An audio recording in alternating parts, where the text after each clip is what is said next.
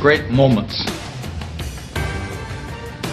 are born from great opportunity.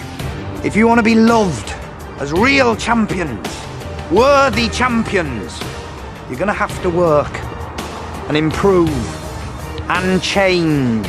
The inches we need are everywhere around us. Hell yeah. They're in every break of the game, every minute, every second. Being perfect is about being able to look your friends in the eye and know that you didn't let them down because you told them the truth. And that truth is that you did everything that you could. There wasn't one more thing that you could have done. Can you live in that moment? If you put your effort and concentration into playing to your potential, to be the best that you can be, I don't care what the scoreboard says at the end of the game, in my book, we're going to be winners. This is your time. The only ones who are going to tell me when I'm through doing my thing is you people here.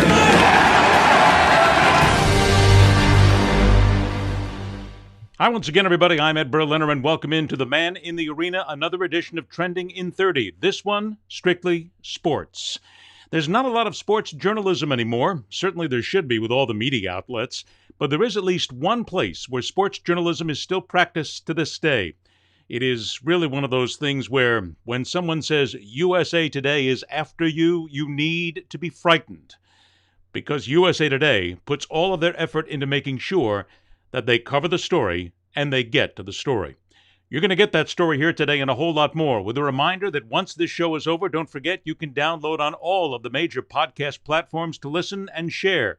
You can catch all of the episodes of The Man in the Arena at welcometothearena.com.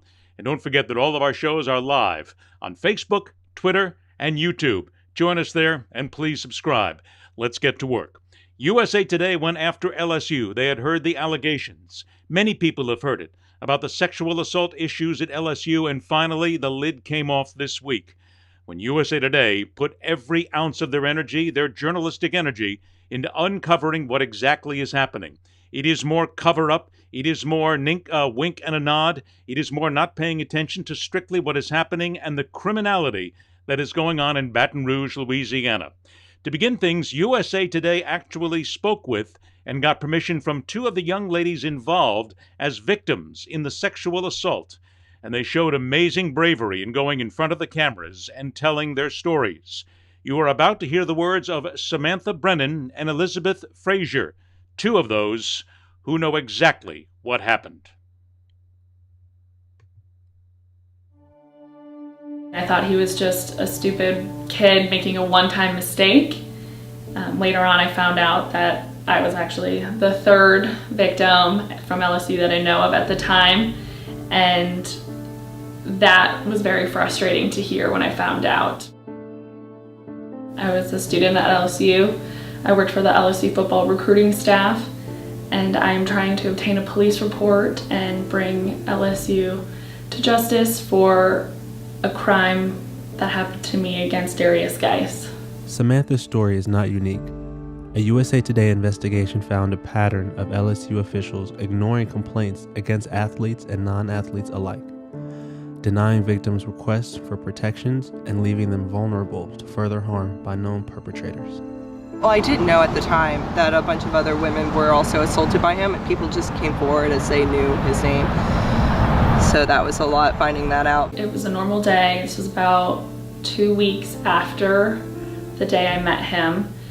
And a coworker that I was not really even close with pulled me aside and told me that there was a nude photo of me going around the football team. You think that these rules are in place to help you, and then you find out that they just don't, and then they don't care, and that's just something unworldly. So yeah, I've definitely grown very much detached from liking LSU, which is awful because, you know, it's just sad. You just spend so much time and stuff here, and it kind of really stains the relationship with it. It's very frustrating that LSU has been so uncooperative in obtaining my police report. At the time, I thought LSU, when the incident happened, I thought LSU did the proper things to encourage me and empower me to go file a police report. But when I found out later that they did have an obligation to report to the Title IX office, which I don't think happened, and then all of the runaround that I've been given has just been such an extra slap in the face. Be here for any other girl that's afraid, you know, sitting at home, who needs the closure, who needs just somebody to know she's not alone. And I'm making sure that they know they have me and other girls to stand with them. What LSU has done and what LSU is doing is more than just a slap in the face. It's criminal. It's felonious. It's making sure that they can cover up an issue that will protect their vaunted and oh so precious college football program and make sure that the athletes, the coaches, those involved, and the money all stays nice and clean. There's really nothing new about it whatsoever, because when you listen to the young ladies, they say, gee, I thought it was just a boy. It's not. These are grown men, and these are grown men that for many years, starting in the high school years, have been coddled. They have been allowed to break the rules. Those who are in charge look the other way, and these are young athletes who get used to it. And when they become young men, in many ways, they are still nothing more than mentally addled children who believe they can get away with anything, maybe just a slap on the wrist. This time, though, it's more serious. This is sexual assault. This is where no means no. But to LSU, no does not mean no. No means maybe, and perhaps we can get away with it. And perhaps no one will find out exactly what's happening beneath the scenes, and we can still go on playing football. However, this time, like other schools, LSU has been caught red-handed, and now they have witnesses. And now they have people involved who are willing to come forward and tell their stories. And now they have a student body that in many ways is going to be afraid of what happens because especially the young women on campus know that LSU does not have their back, does not protect them, and is not willing to do the right things legally to ensure that they are safe. Tiger TV is the television station that is associated, affiliated, and a part of Louisiana State University. Students who take care of the television station there and go out on reports. They cover the athletics. They cover stories on campus. Tiger TV went to the student union to interview some of the people there and ask them their opinion. It is a bravo that they asked, and what they got, I think, was more than what they bargained for. Monday morning, USA Today released a report on how LSU is handling sexual assault allegations. We came to the student union to get some opinions. What's your opinion on USA Today's report on LSU's sexual allegations? I feel like it could have been handled a lot better. There are a lot of girls on campus that have been sexually assaulted that they're too afraid to speak up about these situations. And then we see things like this happen, and it in turn makes us more scared to come out about something that could have happened to us. You know, they advocate, for, sexual assault awareness and all that stuff, but they're not really doing anything to implement any policies or to make victims feel comfortable coming out. With all the women on campus, and as much as we advocate for ourselves, nothing is going to change unless they advocate for us as well. So I think that the situation is pretty abysmal. At this point, it has taken, years of LSU student media journalism, local journalism, people on Twitter speaking out about this same issue.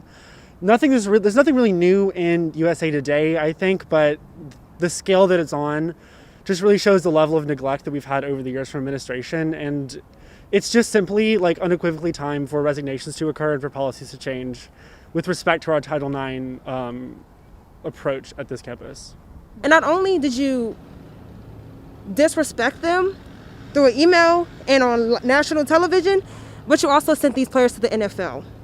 You've also sent these players to continue on doing what they're doing because everybody knows that it happens in high school, it happens in college, and it happens in the NFL. And LSU, you're handling it absolutely wrong. You've handled everything absolutely wrong this whole entire year. Since the report has been released, multiple student organizations on campus have voiced their concern for the victims and have called for proper action on part of LSU. What one student said is true. This is nothing new, what USA Today reported against LSU. We have seen and we have heard this all before. And it makes one wonder why anyone would want to go to LSU or any of the major universities that have these abysmal scars against them, but also why any parent would want their children to go to those schools, especially someone who has daughters. Why would you want to put your children in a place where you know that the administration, not just the athletic department, but the administration itself does absolutely nothing and has a history that is known by the student body to not protect those who are involved, those who are on campus, those who have the possibility of being sexually assaulted. In this case, it falls to the football program, and it falls to the head coach, Ed Orgeron, who quite frankly has had some minor issues in the past as well. One should not expect the head coach to really say much in a situation like this because of legality. But of course, he did have to issue a specific statement. Again, covered by Tiger TV, this is the head football coach upon learning of the USA Today investigation. First, I want to say that we need to support and protect victims of violence, sexual abuse of any kind. There is no place in our society, nor on this campus or on our football program, for any behavior of this type. When accusations are made, we have a legal and moral obligation to report every allegation to the university's Title IX office so due process can be implemented. I have in the past and will continue to take appropriate action and comply with reporting protocols. I have confidence today that the university is working to address our policies and processes when allegations arise. That is all I'm going to say at this time. The biggest question is when Louisiana State University head football coach Ed Orgeron read that statement, who believes him? Hands up. I'm going to wager that in the audience, both on our live broadcast, on our podcasts, and those watching recorded, there's not one single hand that goes up. Honestly, if you think about it, in a legal sense, Ed Orgeron really can't say much, because right now this whole thing is still in the investigative process, and the lawyers for Louisiana State are going to be the first ones to tell him, you need to shut up. And as a matter of fact, you need to tell your football players to shut up as well, because we can't have this going any further. But when you consider what he did, he read a scripted statement. There was nothing from the heart. There was no empathy. There was no emotion. There was really nothing that would say to the young ladies involved in this, we're sorry, at least from the beginning. Someone like that needs to show at least a form of emotion, a form of that empathy, a form of caring. Perhaps it's the fact that Ed Orgeron has 3 sons. He doesn't know what it's like to send a daughter into the lion's den to where perhaps they could be sexually assaulted. And perhaps it's also because he is the guy in charge. We're going to find out real soon how much Ed Orgeron actually knew and what he did not do. But the case is still there. This is nothing new. Head football coaches at major universities across America, not all of them. Let's not put everybody in the same basket of deplorables, if you will. But let's go ahead and say that there are many of them who just don't care. I remember talking to a major university college football coach one time, and I asked him about this very subject. And what he said to me, and I'll paraphrase, was, it's not my job to care about what goes on off the football field. My job is to win football games. To which I said, what happens if one of your players breaks the law? To which he said, well, then my player has got to pay for what he does. I replied, do you not have any responsibility whatsoever to make sure that the players under your charge are towing the line? He said, not really. I'm a football coach. And that's exactly what happens, not only at LSU, but in other major universities across America, where from the head coach, many times to the athletic director, sometimes to the president, and all the way on down, it's just football. And it makes money. And that's the bottom line. Here's something else to consider as well. There's a cover-up here that we need to discuss. You're about to hear from ESPN Radio in Arkansas the voice of Nikki Chavanel. She is a writer for Hog Beat. They cover Arkansas Razorbacks sports, specifically football. And of course, with LSU playing Arkansas, everybody is talking about the big game. She is asked about the game, and much of the conversation is about what will happen in the game and injuries, of course. But the hosts of the show bring up what is happening in a sexual assault sense, a serious subject that still needs to be discussed. Listen to her response. Is Orgeron digging his own grave right now, just as far as him coaching at LSU long term here in the next year or 2 years? Just with everything, seems like everything you hear from LSU anymore is just negative after negative after negative. Well, they were going to have a really tough season. Anytime you lose that many players to the draft and have to find replacements, even when you do recruit as well as LSU does, like you're going to have a big drop-off. And then it just seemed like The coordinator replacements weren't as good. Bo Pelini has been somewhat of a failure so far for LSU. So the play is one aspect, and then the report from USA Today, I read it, and it was pretty crazy, and it's it's kind of what you see from major programs who exchange everything to get to the top, and it doesn't surprise me. It's horrifying and terrible, but it just doesn't surprise me because these schools do so much to win. I don't know if that's all on Coach O. There was stuff that happened before he was there, but obviously how he handled stuff while he was there is going to be a big piece of scrutiny. The report was pretty crazy. Has she read it? Have you read it? It's a lot more than crazy. It's a damning statement on what happens in big-time college athletics in America today, specifically big-time college football. But did you notice? Let's talk about the issue, but no, let's sidestep the issue. Let's make sure it's minimized. Let's get right back to the game because that's what everybody wants to talk about now. The bettors want to know about it. The fans want to know about it. Everybody would rather talk about the game, about what's going to happen between Arkansas and LSU. Let's leave all this legal stuff behind. A few girls got sexually assaulted? Pfft, big deal. Don't worry about it. Hey, we got a college football game to play this week. Let's talk more about that. Isn't it about time we talked about something like that? Part of the problem when it comes to what happens in big-time college athletics these days is the press. And it's not always the legitimate press. It's what I call the clickbait media these days. Those on the internet, the websites, the social media, those who are part of the cover-up. This has been going on for a long time. I covered major college football and major college sports for a lot of years, and I saw a lot of things that I wasn't proud of. And I didn't report them. And frankly, I'm ashamed of myself. I should have. A lot of reporters did. We saw what was going on. We watched what happened. We watched as the players were dragged in on drug charges and alcohol charges. We watched as major college football coaches were arrested for driving under the influence and then taken to their home because the police didn't want to arrest them. We saw all of these things and these discretions, but we didn't report them. Why? It's the silent society that is based in the press.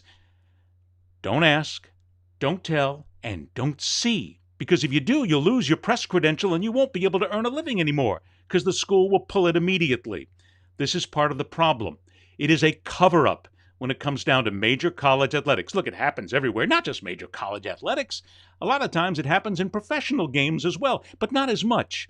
College football needs to be protected, and when you think about it, a lot of these small towns, places like Baton Rouge, Louisiana, Fayetteville, Arkansas, hey, it's all they got in the town is college athletics. You got to protect that. You got to make sure that the money keeps rolling in. The fans are still there.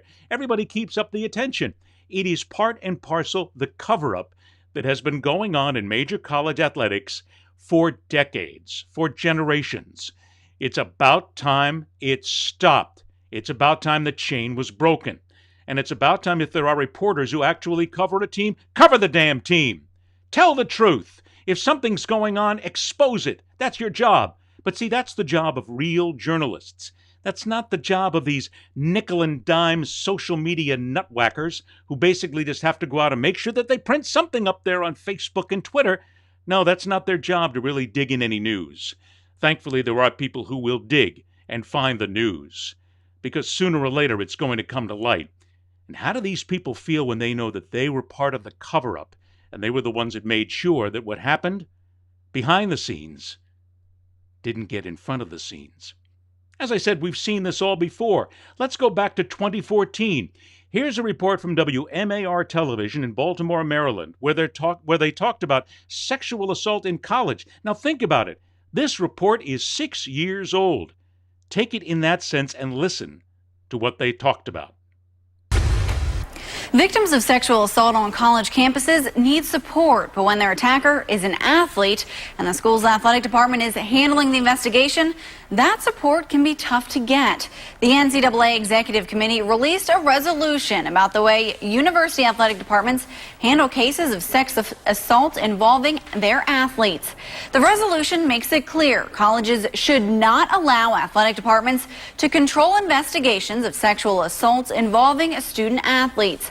A national survey released by Senator Claire McCaskill showed 1 in 5 schools gave control of athlete sex assault cases to athletic departments. The Air Force Academy is trying to use its athletic department to prevent sex assaults. Leaders are asking coaches to take a bigger role in prevention and want them to address the issue with their athletes. I want to focus attention and help the athletic department because inherently you get subsets there, right? Teams. And your loyalty can be to your team. And that's good for a lot of things. And I was a student athlete, so I have a feel for this. But how do we connect them to the larger effort, the larger culture of commitment? And so we're working with them to provide more leadership development for the coaches. Air Force is also reviewing its athletic department in response to recent allegations that athletes get special treatment. In May, the Department of Education released a list of more than 50 schools currently under investigation for violating Title IX requirements related to sexual violence cases. Since then, that list expanded to more than 70 schools. And just this week, Johns Hopkins University confirmed it is also being investigated. Hopkins says it will fully cooperate. The school and the Department of Education are not saying exactly what prompted the investigation. But Hopkins President Ronald Daniels says the school has expanded its resources to enhance support, services, and training when it comes to sex assaults. 2 other schools in Maryland, Frostburg and Morgan State, were named by the department. 2014 investigations, promises that things would change, promises that things would be looked into, and everybody going, let's shake our heads right now and talk about how terrible it is. 2014. Let's fast forward then to 2016, and this report from CBS News, where I guess the people at Baylor didn't get the message. The sex assault scandal at Baylor University is more widespread than first reported. 60 Minutes Sports has now learned that since 2011, 19 football players have been accused of abuse against 17 women. Armin Katayan spoke with the senior vice president who oversees campus police.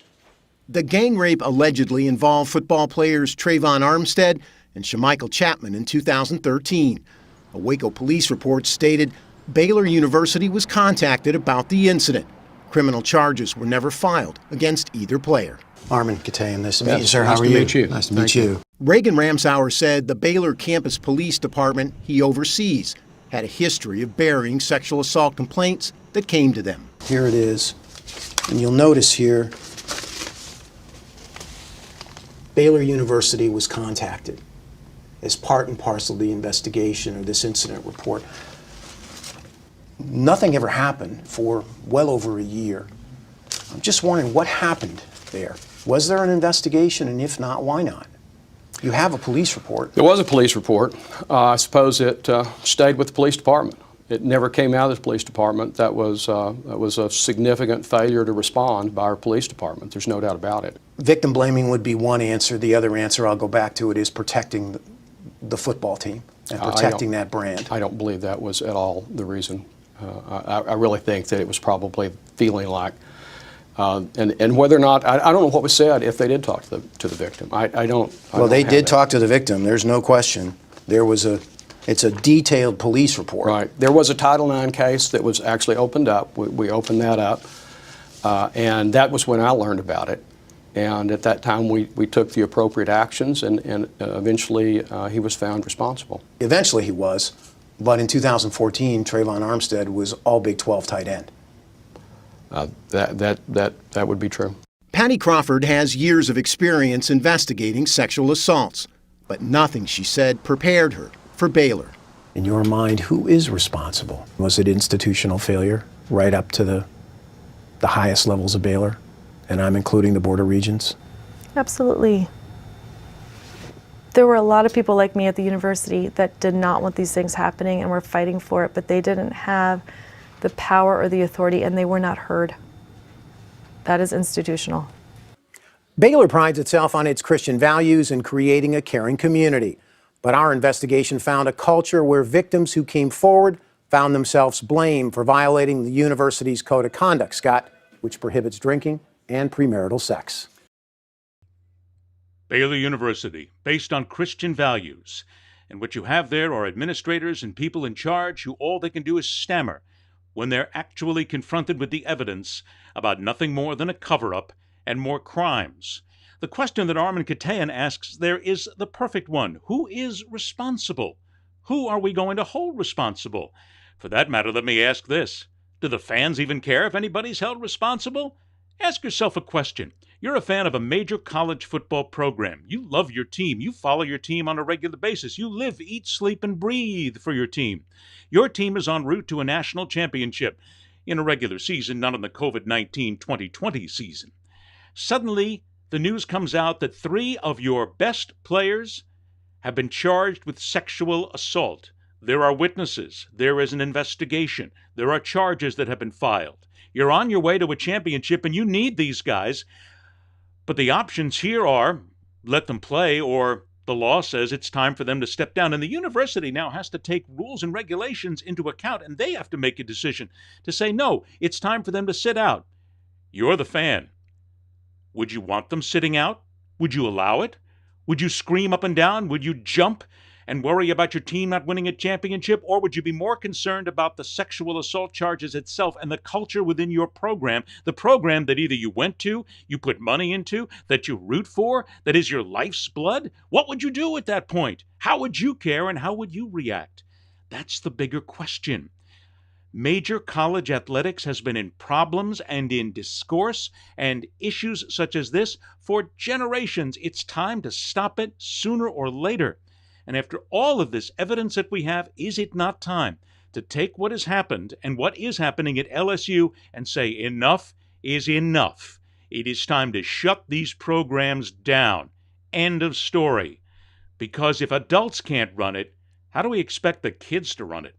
And oh yeah, by the way, if you're a coach, how do you go home and talk to your kids about what's happened and tell them it's no big deal? Let's go ahead and then move on. Let's talk about some baseball for a moment, because we're going to go a little bit over. Don't worry about it. I'm not tearing up, everybody. It's just a matter of the eye gets a little irritated every now and then in the later stages of the day. Let's go ahead and talk baseball, and let's move on to something else. Pete Rose is back in the news again, and Jim Gray's back in the news again.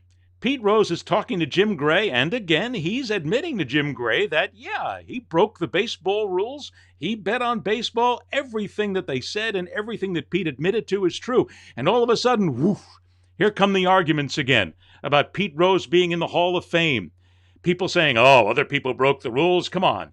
Pete didn't do anything. He didn't try to fix the games like the White Sox. He didn't take steroids. It's time to let Pete into the Hall of Fame. How about this? Let's go back to 2018 on the Dan Patrick Show, and let's hear a former teammate of Pete Rose on the Cincinnati Reds, a real Hall of Famer, Johnny Bench, and what he would have to say, and others on the team would have to say, about Charlie Hustle. If I had all of the current Hall of Famers, and I said one-time vote for Pete to be in the Hall of Fame, if I had everybody right now, or put him on the ballot, what do you think the current Hall of Famers would vote? No. Not even put him on the ballot? No. Okay. No. Yeah. Well, the story is, but we should make him commissioner of get baseball gambling. I mean, if it sounds so ridiculous, but if they're going to start gambling in baseball, maybe do it. But the thing that I tell people is, people who say yes, that he should be, then I say, do you have kids? And they said, yeah. And I said, well, go home and tell your kids there's no more rules. And, it kind of like makes you think about what it is. Now, the thing that upsets all of us is that he had a chance the first year, the first day, when Newberoth gave him the option of signing a paper. And he said, if you don't sign this, then Giamatti's going to nail you. And that's the way it happened. But I had 3 different meetings with commissioners, with Siegel and Bud, and I said, look, so we gave him, we wrote it out, had it written out, Ms. Schmitty and Morgan and I, and had it written out, do this, do this, do this, and then you'll be, you have a little time and then put you on but it didn't happen. Yeah, no. And all he had to do, he had to show contrition and give back. Imagine if he went to all the minor leagues and just said, I'm going to tour the minor leagues for baseball and talk about what I just did do. I had career suicide. And if he did that, I really feel like he would have. That was the commissioner, offer. Hall of Famers. That was one of the offers, yeah. What else did they ask Pete to do? He had to admit it, but he had to go away and he had to stop and he had to admit to what he was doing. And he had to, say, I did this and I did that and admit to it. So but what made him great, Johnny, is what has kept, like he refused to give in to anybody, right? Oh, yeah. He said, I'm going to beat it. And here we are. Yeah. Do you think he gets in posthumously? I don't know. I'll probably be dead by then, too. Yeah. So I don't know. All right. Well, I'll let you know how it goes because I'd probably be around. And taking care of yourself. I don't know. I looked around the Danettes, and I'm not sure because one of them saying, you know what, I could have that job over there. I know I can do it better than that. Yeah. They're waiting for me. They check me sometimes when I'm sleeping if I'm still breathing there. When they bring out the cuff and put it around you, how's the blood pressure, Dan? I'm feeling good. The argument about Pete Rose getting into the Hall of Fame has been around for years now. Here's a little insight. Every time a talk show host on television or radio runs out of anything to say, and if the phone lines aren't ringing, or if someone's not really getting involved in social media, or if you're not getting the attention you need and all of a sudden it's become a desert, you know what they do? They pull out the Pete Rose argument. Should he be in the Hall of Fame? Wham! Social media lights up. Phone calls light up. Television stations light up. Everybody wants to talk about it because everybody's got an opinion about it. As a matter of fact, just last week, it happened again on my Facebook page where I got involved in the same discussion, and it was the same arguments over and over again. Here's what I had said a long time ago. Look, I covered the Pete Rose story. Pete Rose is not a nice guy, and that's about the nicest thing I can say about him. And he broke the rules of baseball. He also flew in the face of baseball. Bart Giamatti, Peter Ueberroth, and others. He had many chances to say that he broke the rules. Sure, he came out and apologized many years later, but now he comes back again in a brand new interview with Jim Gray and says, don't worry about it. Hey, I gambled on baseball, and I still gamble, as a matter of fact. It's deep six. At one time, I said Pete Rose does get into the Hall of Fame as long as his plaque states on it that Pete Rose was banished from the game of baseball on this date. This is what he said. This is what he did. This is what he did subsequently. And this is what happened to allow him into the game and back into the Hall of Fame. Has to be there for history to know. At this point, never again. Pete Rose never gets into the Hall of Fame, period, end of story. This has nothing to do with whether or not Barry Bonds or Roger Clemens used steroids, how bad a guy some of the players were like Ty Cobb, about the 1919 Black Sox or anything else. It has nothing to do with anything else. Let's address this on this specific issue alone. Pete Rose is a stain on the Baseball Hall of Fame, and we have a chance to control this stain and keep this stain out of Cooperstown. He never gets into the Hall of Fame. Not now, not ever, not posthumously. You want to go ahead and talk about Pete? Sure. But he had his chance. He blew his chance. He's had numerous chances. Everybody deserves a chance, but everybody doesn't deserve multiple chances. Pete, enjoy your gambling. Enjoy the horses. Enjoy every single dollar you spend, and enjoy selling your autograph on baseballs for the rest of your life. But the doors to Cooperstown remain sealed forever to you, because quite frankly, you're way too much of a lying jackass for anybody to want in a Hall of Fame. In case you haven't noticed, we're going to go over the trending on 30 because we've got a couple of stories here still to get to, and we're going to get to them right now, and we're going to go back to baseball for this one. People in Chicago are up in arms. Theo Epstein, the guy who helped bring a World Series championship to those beloved bums in Wrigley, is leaving and has resigned. Honestly, I don't think a lot of people were surprised. This from WGN-TV in Chicago, Illinois. Today, Cubs team president Theo Epstein announced he is leaving the ball club. Yeah, WGN's Patrick Elwood live outside Wrigley Field with a reaction from fans. What are they saying, Patrick? Mike and Ray, by and large, positive reaction. Sorry to see him go, though. You know, he arrived in town like so many before him, Theo Epstein did, promising that elusive Cubs World Series. Unlike his predecessors, he delivered. And so it's an end of an era and one that Cubs fans will look back on and smile.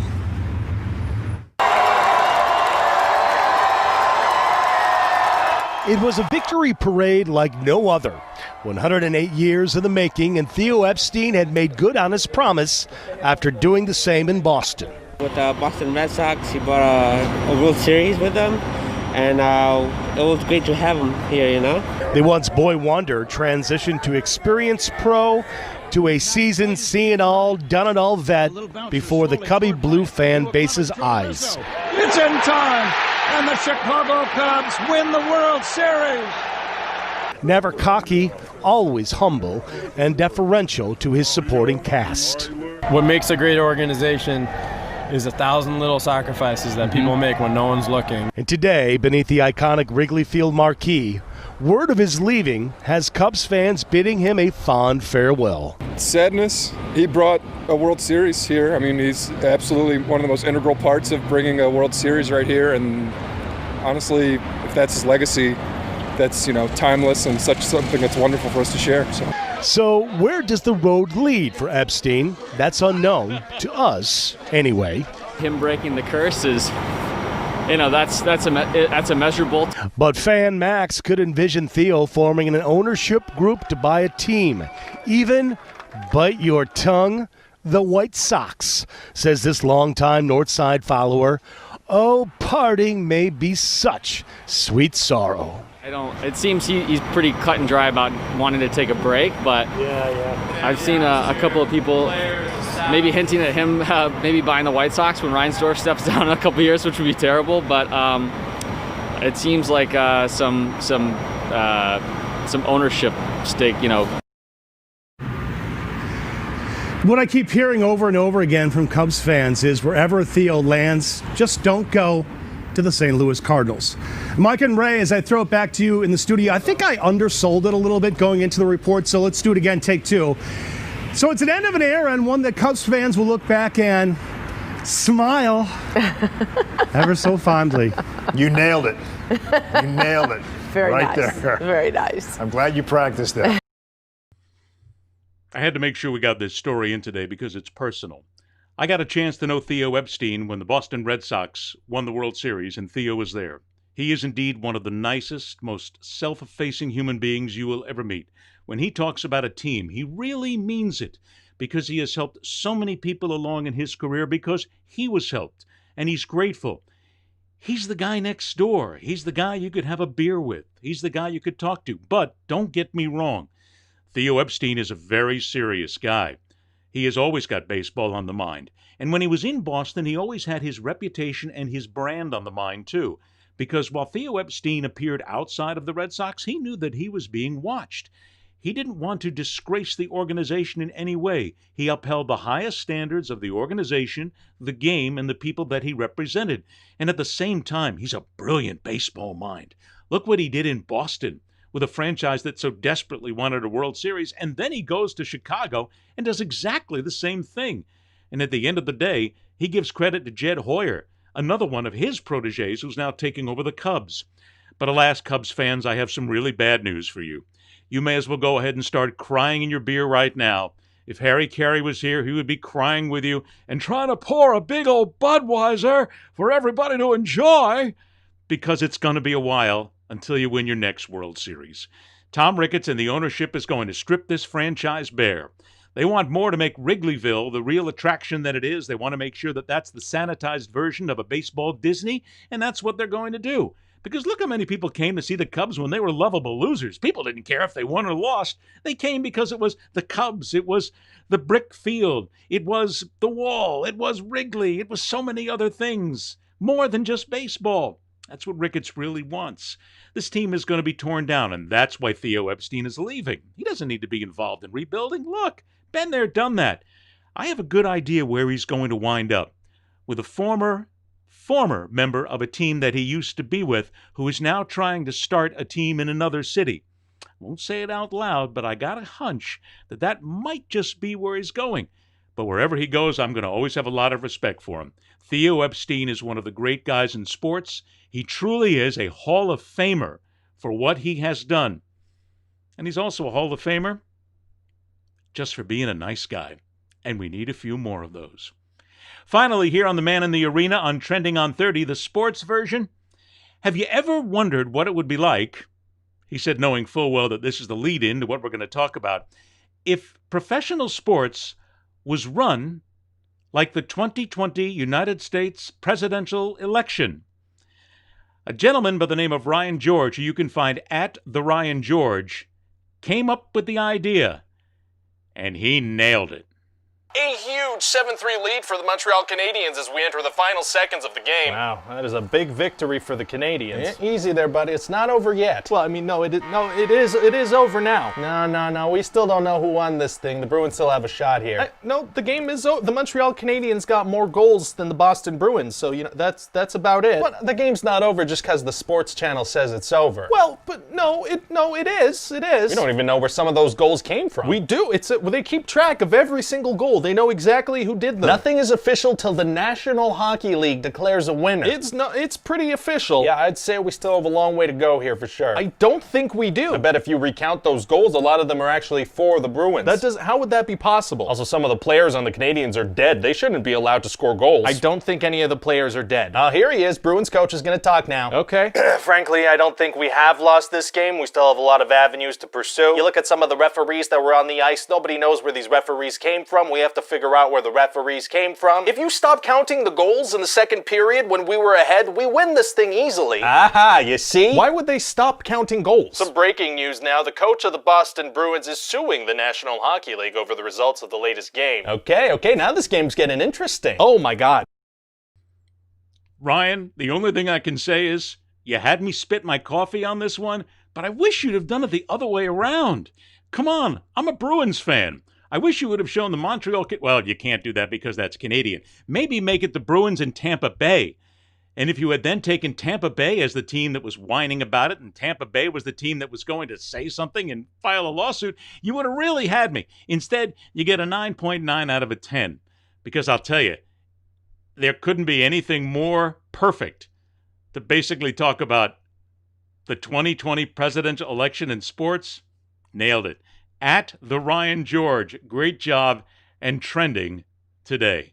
Thanks a lot to everybody. Thanks to you. Thanks for watching us here on The Man in the Arena. And don't forget, welcometothearena.com is where you can find all the episodes. Go to all the major podcast platforms. Search out The Man in the Arena or Ed Berliner. You'll find us there. iTunes is a great place to find it as well.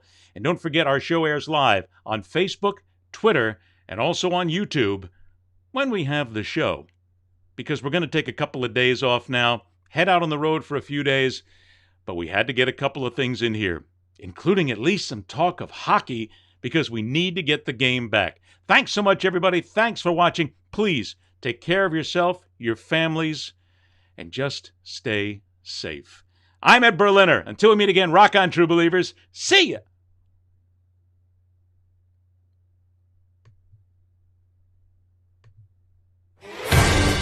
Be sure to stay connected on social media with questions, comments, conundrums, you name it.